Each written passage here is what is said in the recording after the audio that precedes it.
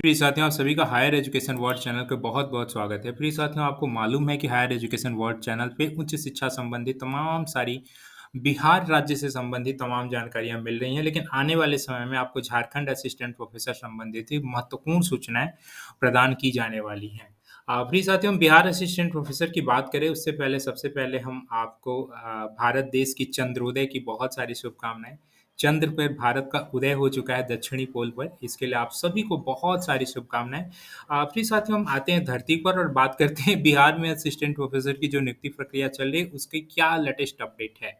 आप जैसा कि देख रहे होंगे कि बार-बार माननीय न्यायालय के द्वारा डेट पर डेट पड़ रहा है, जैसा कि अभी लेटेस्ट डेट की बात करें, तो ये 30 अगस्त को डेट फिर से कैरी किया गया है, एडजॉर्न 30 अगस्त को किया गया है। इससे पहले जो डेट था, जो कि लास्ट टाइम आपने हायर एजुकेशन वर्ल्ड चैनल का वीडियो देखा था, उसमें 23 अगस्त को डेट कैरी किया गया था। आप देख पा रहे हैं 23 अगस्त को। लेकिन फिर ऐसा क्या हुआ कि 23 अगस्त के बाद 24 अगस्त को पड़ा और 24 के बाद सीधे 30 अगस्त को। देखिए एक्चुअल में होता क्या है कि 23 अगस्त को जो डेट पड़ता है, उस दिन जो भी प्रतिवादी या पक्षकार के वकील रहते हैं, वो वकील साहब मौजूद नहीं रहते हैं। तो उनके जूनियर माननीय न्यायालय में प्रस्तुत होकर के उसे पास ओवर करने की अपील करते हैं कि उसे अगले दिन पास किया जाए। आज सीनियर मौजूद नहीं है, तो ऐसी स्थिति में 24 अगस्त के लिए इसे पास ओवर कर दिया जाता है। और जब 24 अगस्त को डेट पड़ती है, हम देख लेते हैं 23 अगस्त को ऑर्डर क्या आया था, आप देख पा रहे हैं। ये मैं 23 अगस्त के ऑर्डर पे आ चुका हूँ, ये 23 अगस्त का ऑर्डर है। इस 23 अगस्त के ऑर्डर में कुछ बहुत ज़्यादा कुछ नहीं, आप देख पा रहे हैं, post this appeal along with LPA number 622 of 2023 tomorrow 24/8/2023, यानी 24 अगस्त के लिए इसे पास ओवर किया गया था। जैसा कि मैंने आपको बताया कि माननीय न्यायालय में एडवोकेट की मौजूदगी नहीं होने की वजह से सीनियर एडवोकेट इसे कैरी कर दिया गया 24 को, लेकिन 24 के बाद पुनः इसको 30 अगस्त को क्यों कैरी किया गया? एक्चुअली इस पूरी न्यायिक प्रक्रिया में आपको मालूम होगा कि इसमें डायरेक्ट एडिशनल एडवोकेट जनरल जो हैं पीके शाही सर की मौजूदगी इस केस में पूरी तरह से है, तो वो कहीं न कहीं 24 अगस्त को ही शायद ऐसी सूचना प्राप्त हो रही है कि 24 अगस्त को ही माननीय न्यायालय के द्वारा ऑर्डर दिया जाने वाला था। लेकिन 24 अगस्त को माननीय पीके शाही सर की शायद मौजूदगी नहीं थी या व्यस्तता की वजह से। वैसे जो मैं सूचना आपको बता रहा हूँ, ये सूत्रों के हवाले से खबर है, इसकी प्रामाणिकता की पूरी जवाबदेही मेरी नहीं है। लेकिन सूत्रों के हवाले से जो खबर है कि 24 अगस्त को माननीय पीके शाही की मौजूदगी बहुत अल्प समय के लिए थी। इसके बाद जब ऑर्डर देने की बात आई, उस समय शायद वो मौजूद नहीं थे, अन्य कोर्ट में जा चुके थे। तो इस वजह से इसे केस को 30 अगस्त को कर दिया गया और ऐसी संभावना है कि 30 अगस्त को, आने वाले 30 अगस्त को संपूर्ण रूप से इसमें ऑर्डर आपको देखने को मिलने वाला है। प्रिय साथियों, इसी 30 अगस्त के ऑर्डर के बाद ऐसी संभावना है कि अब आने वाले समय में जो भी अभ्यर्थी वेट कर रहे हैं लंबे समय से, शायद उस इंतजार पर विराम लगेगा। देखिए वैसे न्यायिक प्रक्रिया बहुत जटिल होती है, इसमें कुछ भी प्रामाणिकता से नहीं कहा जा सकता।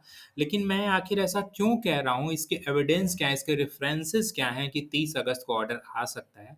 प्रिय साथियों देखिए, इसमें जो 23 अगस्त है ना, इसमें आप देखिए, इसमें बहुत सारे एलपीए का ज़िक्र है।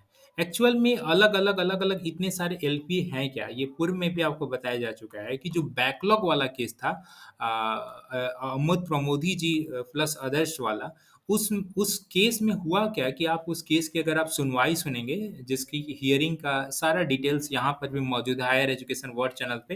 हियरिंग के कोर्ट प्रोसीडिंग के पूरे वीडियो उपलब्ध हैं। तो आप उसमें देखेंगे कि कोर्ट प्रोसीडिंग जब चल रही है, रोस्टर और बैकलॉग के मुद्दे को लेकर के जब बहस चल रही है, तो उसमें बीच-बीच में बहुत सारे अन्य भी केस उसी केस में ऐड हुए। किस तरह के केस? फिजिकल चैलेंज्ड वाले केस, जो पीएच वाले कैटेगरी के हैं, उनको लगता है कि उनकी सीटें कम है, तो पीएच कैटेगरी के अभ्यर्थियों की तरफ से वकील, बीसी कैटेगरी के अभ्यर्थियों की तरफ से वकील, ईडब्ल्यूएस कैटेगरी के अभ्यर्थियों की तरफ से वकील, जनरल कैटेगरी के अभ्यर्थियों की तरफ से अलग से वकील, और अमोद प्रमोदी एंड अदर्स का क्या केस था? ये सामूहिक रूप में ये पूरी वैकेंसी ही बैकलॉग को लेकर के था कि इस वैकेंसी में बैकलॉग जो है वो कब से है, क्या है, इसका पूर्ण रूप से पालन नहीं किया गया। रोस्टर आरक्षण जिस जिस कैटेगरी को जितना मिलना चाहिए था उतना नहीं मिला है। तो एक तरह से इनका एक समग्र रूप से केस था अमोद प्रमोदी जी एंड अदर्स का, और बीच-बीच में जिन अभ्यर्थियों का केस था वो स्पेशल अपने-अपने कैटेगरी को लेकर के था। तो इसमें जो एलपीए नंबर आप बीच-बीच में अलग-अलग ऐड होते देख रहे हैं, ये हो सकता है इसमें कोई एलपीए फ्रीडम फाइटर कैटेगरी को लेकर के है, कोई एलपीए इसमें पीएच कैटेगरी को लेकर के है, कोई एलपीए इसमें ईडब्ल्यूएस को लेकर के है, कोई एलपीए इसमें बीसी कैटेगरी को लेकर के है। तो जितने अभ्यर्थी उसमें जितने कैटेगरी वाइज जितने भी रोस्टर वाले केस थे, अब तक ऐसा देखा जा चुका है कि लगभग सभी केस इसमें ऐड हो चुके हैं। सभी अलग-अलग केसों का इसमें एलपीए लग चुका है। इसलिए अब किसी अन्य एलपीए की आने की उम्मीद कम है और उम्मीद कहाँ से जब इसमें के सारे केस के एलपीए लग चुके हैं, तो इसलिए ऐसी उम्मीद की जा रही है कि आने वाले 30 अगस्त को शायद ऑर्डर आ जाए। लेकिन जैसा कि मैं बार-बार कह रहा हूँ, इसकी कोई प्रामाणिकता से कुछ नहीं कह सकता। हो सकता है 30 अगस्त को भी कोई ऐसी व्यवधान उत्पन्न हो जाए या फिर उस दिन भी कोई इस तरह का बीच में कोई डिस्प्यूटेड मामला आ जाए, जिसकी वजह से 30 अगस्त को पुनः कैरी फॉरवर्ड हो जाए। लेकिन प्रथम दृष्टया ऐसा लग रहा है कि 30 अगस्त को ऑर्डर आना चाहिए। प्रिय साथियों, मैंने शुरू में ही कहा था कि जैसा कि झारखंड असिस्टेंट प्रोफ़ेसर का मैंने ज़िक्र किया था, अब हम बिहार असिस्टेंट प्रोफ़ेसर से थोड़ा-सा झारखंड असिस्टेंट प्रोफ़ेसर की ओर चलते हैं और यहाँ पे मुख्य सूचना आपके लिए ये है कि झारखंड में भी 24 असिस्टेंट प्रोफ़ेसर की नियुक्ति होने वाली है, जिसके लिए ठीक बिहार जैसा ही एक विश्वविद्यालय सेवा आयोग गठन किया जाएगा, झारखंड पब्लिक सर्विस कमीशन, ठीक है? और इस विश्वविद्यालय आयोग के द्वारा ही झारखंड में असिस्टेंट प्रोफ़ेसर की नियुक्ति होगी। आंशिक तौर पर जिस तरह से बिहार में subject category interview plus API index के आधार पे चयन हो रहा है, एकेडमिक परफॉर्मेंस इंडेक्स जो आपका बन रहा है उसके प्लस इंटरव्यू के आधार पे लगभग ऐसा ही माना जा सकता है कि झारखंड में भी उसी प्रकार से होने वाला है, लेकिन वहाँ पर कुछ अंतर हैं, बुनियादी अंतर हैं और उन सभी डिटेल को लेकर के आने वाले समय में अगर समय मिलता है तो ज़रूर मैं आपके समक्ष आऊँगा कि झारखंड में कैसे-कैसे क्या है। लेकिन आपको एक चीज़ ये झारखंड असिस्टेंट प्रोफ़ेसर का ज़िक्र करने की आज क्या ज़रूरत आन पड़ी थी, आपको ये सजग करना था, हायर एजुकेशन वर्ल्ड चैनल का मुख्य उद्देश्य था आपको अलर्ट करना। वो अलर्ट ये है कि जिस तरह एपीआई इंडेक्स बिहार में थे अलग-अलग सब्जेक्ट को लेकर के, अलग-अलग जो है कि अलग-अलग क्राइटेरिया थे मार्क्स वाइज़, तो इसी प्रकार झारखंड में रिसर्च पेपर वहाँ पर 8 रिसर्च पेपर काउंट किए जाने वाले हैं, ठीक है? झारखंड में जो एपीआई इंडेक्स बनेगा, वहाँ पे 8 रिसर्च पेपर के आधार पे एपीआई इंडेक्स बनेगा। तो अगर मान लीजिए आप बिहार के अभ्यर्थी हैं और आप 5 रिसर्च पेपर ही करा कर के बैठे हुए हैं और ये सोच रहे हैं कि 5 तो हो ही गया और हर जगह एपीआई इंडेक्स में 5 ही माँगा जाता है, तो ये ऐसा नहीं है, आप बैठे ना रहें। कम से कम 7-8 रिसर्च पेपर आप पब्लिश करा लें, क्योंकि 8 रिसर्च पेपर झारखंड में माँगा जाने वाला है। तो बहुत कम समय आपके पास बचा हुआ है, इसलिए आप इस पर ध्यान दें। हायर एजुकेशन वर्ल्ड चैनल का मुख्य उद्देश्य यही था कि आप अगर कम रिसर्च पेपर कराए हैं, तो ऐसा ना हो कि आपाधापी में झारखंड की जब वैकेंसी है, तो उस समय आप व्यथित हो जाएँ, कैसे करें, क्या करें रिसर्च पेपर पब्लिकेशन। प्रिय साथियों, चलते-चलते एक चीज़ और मैं आपको दिखा देना चाहता हूँ कि रिसर्च पेपर जो कराते हैं, बहुत अभ्यर्थियों के मन में पृथक है, ये मिथ है कि हमें किसमें पब्लिकेशन कराना चाहिए, यूजीसी केयर में कराना चाहिए, स्कॉपस में कराना चाहिए, वेब ऑफ साइंस में कराना चाहिए या पीयर रिव्यूड में कराना चाहिए। देखिए, ऐसे तो अगर हम गाइडलाइन 2018 की बात करें, यूजीसी गाइडलाइन 2018, जिसके तहत असिस्टेंट प्रोफ़ेसर की नियुक्ति होती है, जहाँ पे एपीआई इंडेक्स प्लस इंटरव्यू के आधार पे होता है, तो उस गाइडलाइन में UGC care plus peer reviewed की भी बात की गई है। तो पीयर रिव्यूड में वैसे जनरल आते हैं जो यूजीसी केयर लिस्टेड नहीं है, ठीक है? उन्हें पीयर रिव्यूड भी कहा जाता है। वैसे यूजीसी केयर लिस्टेड को भी पीयर रिव्यूड कहा जाता है। पीयर रिव्यूड एक बेसिक सा कांसेप्ट है जिसमें बहुत सारे एडिटर बोर्ड और बहुत सारे मेंबर मिल करके आपके पेपर को देखते हैं, एग्ज़ामिन करते हैं, इसके बाद पेपर पास होता है। वैसी प्रक्रिया से गुज़रने वाले पेपर को पीयर रिव्यूड कहा जाता है। तो हम क्या पीयर रिव्यूड जनरल में भी करा सकते हैं, इसके केयर लिस्ट से बाहर, वेब ऑफ साइंस से बाहर, स्कॉप स्कॉपस से बाहर?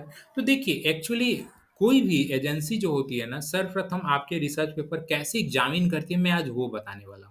देखिए, आप देख पा रहे हैं ये आईएसएसएन नेशनल सेंटर इंडिया, ये भारत सरकार की आईएसएसएन वेबसाइट है। जितने भी रिसर्च पेपर होते हैं, सब पर आईएसएसएन नंबर मिलता है। सबसे पहले तो मैगज़ीन की आईएसएसएन नंबर जाँच की जाती है। कई बार होता क्या है कि फेक आईएसएसएन नंबर से रिसर्च पेपर प्रकाशित हो जाते हैं और आपको लगता है कि ये तो आईएसएसएन नंबर है, ये तो सब सही होगा। और कई बार ऐसा होता है कि बहुत पुराना आईएसएसएन नंबर मिला होता है और वो डेड हो चुके होते हैं और उस पर भी आप प्रकाशन करा देते हैं और वो प्रकाशन आपके लिए अनएथिकल हो जाता है, वो अवैध कहीं न कहीं हो जाता है। तो देखिए, हम पहले देखते हैं कि कैसे आईएसएसएन की जाँच की जाती है। देखिए, इस साइट पे हम आएँ, जो कि इस साइट का लिंक आपको मैं डिस्क्रिप्शन में भी दे दूँगा। मैं एक पेपर की यहाँ पे जाँच कर रहा हूँ। आप देख पा रहे हैं 2230 9578। ये रिसर्च पेपर है, इसकी मैं जांच कर रहा हूँ, ठीक है। आप यहाँ पे देख पा रहे हैं, मैंने जैसे इसको एंटर किया और सबमिट किया, अगर ये इथिकल आईएसएसएन होगा तो यहाँ पे देखिए उसका डिटेल्स आ जाएगा। आप देख पा रहे हैं, journal of research and development. ये कहाँ से प्रकाशित होता है? जलगांव से। स्टार्टिंग ईयर क्या है और पब्लिकेशन 2010 है। फ्रीक्वेंसी क्या है? 12 महीने में 12/12, यानी प्रत्येक महीने प्रकाशित होता है। मल्टीपल लैंग्वेज है, प्रिंट और ऑनलाइन, तो ये प्रिंट में उपलब्ध है। आप देख पा रहे हैं, इसी प्रकार से आईएसएसएन। तो अगर कोई ऐसे जनरल हों जिसका आईएसएसएन नंबर आप यहाँ पे जांच करते हैं, वो भी सही पाया जाता है, उसका इम्पैक्ट फैक्टर ठीक हो, पीयर रिव्यूड हो, उसमें बहुत सारी एडिटोरियल बोर्ड हो, तो ऐसे अगर रिसर्च पेपर हैं तो आप वहाँ पे भी प्रकाशन करा सकते हैं। क्योंकि यूजीसी केयर में है क्या कि इसमें आपको लंबे समय तक इंतजार कई बार करना पड़ता है पेपर का, लेकिन पीयर रिव्यूड वगैरह में है क्या कि आपको बहुत जल्दी सॉफ्ट कॉपी उपलब्ध करा दी जाती है और 1 से 1.5 महीने के अंदर हार्ड कॉपी भी दे दी जाती है। तो ऐसी स्थिति में अगर आप झारखंड असिस्टेंट प्रोफेसर के लिहाज से देख रहे हैं और आप सोच रहे हैं कि नहीं, मुझे भी जल्द से जल्द अगर पीयर रिव्यूड वगैरह में पब्लिश कराना है, तो प्रिय साथियों, आप पीयर रिव्यूड वगैरह जनरल से भी काम चला सकते हैं। कोई ऐसी इशू नहीं है। बस आप पीयर रिव्यूड जनरल का थोड़ा इम्पैक्ट फैक्टर और वो क्वालिटी जनरल है कि नहीं, ये सब चीज़ जांच कर सकते हैं। वैसे अगर आप चाहते हैं कि हायर एजुकेशन वर्ल्ड चैनल आपकी इस मामले में भी कोई मदद करे, तो आप हायर एजुकेशन वर्ल्ड चैनल को ईमेल कर सकते हैं। हायर एजुकेशन वर्ल्ड चैनल का ईमेल आईडी है हायर एजुकेशन वर्ल्ड 2022@gmail.com। ये ईमेल आईडी भी आपको डिस्क्रिप्शन में उपलब्ध होगा। एक बार फिर से सुन लें, हायर एजुकेशन वर्ल्ड 2022@gmail.com। ये लिंक आपको डिस्क्रिप्शन में भी उपलब्ध होगा, ये ईमेल। तो इस ईमेल पर जाकर के आप चाहें तो रिसर्च पेपर पीयर रिव्यूड में, अगर सपोज दैट अगर आप चाहते हैं कि हायर एजुकेशन वर्ल्ड चैनल आपकी पीयर रिव्यूड जर्नल में प्रकाशन करने में मदद करे, तो हायर एजुकेशन वर्ल्ड चैनल उसमें भी आपकी मदद कर सकता है, आपको असिस्टेंट कर सकता है। ठीक है, अगर आपकी पेपर रेडी नहीं है तब भी अगर आप चाहें कि हायर एजुकेशन वर्ल्ड चैनल उसमें भी आपकी किसी प्रकार की मदद करे, तो obviously higher education world channel आपकी पेपर राइटिंग में भी मदद कर सकता है। Research paper writing for peer reviewed journal and publication in peer reviewed journal. ठीक है, ये आपके झारखंड असिस्टेंट प्रोफेसर में आने वाले वैकेंसी के लिहाज से हायर एजुकेशन वर्ल्ड चैनल आपको ये सहूलियत प्रोवाइड करा रहा है और इसका कोई दूसरा उद्देश्य नहीं है, ताकि आप झारखंड असिस्टेंट प्रोफेसर के अगर अभ्यर्थी बनने जा रहे हैं तो वहाँ के आपके रिसर्च पेपर कम न पड़ जाएँ, आपका एपीआई इंडेक्स कम ना हो जाए। तो अगर आप प्रकाशन कराना चाहते हैं हायर एजुकेशन वर्ल्ड चैनल पे, तो आप ईमेल करें। जो भी उसके चार्जेज़ होंगे, जो भी आपके उसमें डिटेल्स होंगे, सब हायर एजुकेशन वर्ल्ड चैनल पर ईमेल के माध्यम से आप संपर्क कर सकते हैं। आप इस चैनल पे बने रहें अंत तक, इसके लिए आपका बहुत-बहुत धन्यवाद। आने वाले समय में जो भी अपडेट होगा बिहार असिस्टेंट प्रोफेसर संबंधित, आपको समय पे सूचनाएँ उपलब्ध होती रहेंगी। चैनल पे जुड़ें, इसके लिए बहुत-बहुत धन्यवाद। Thank you so much.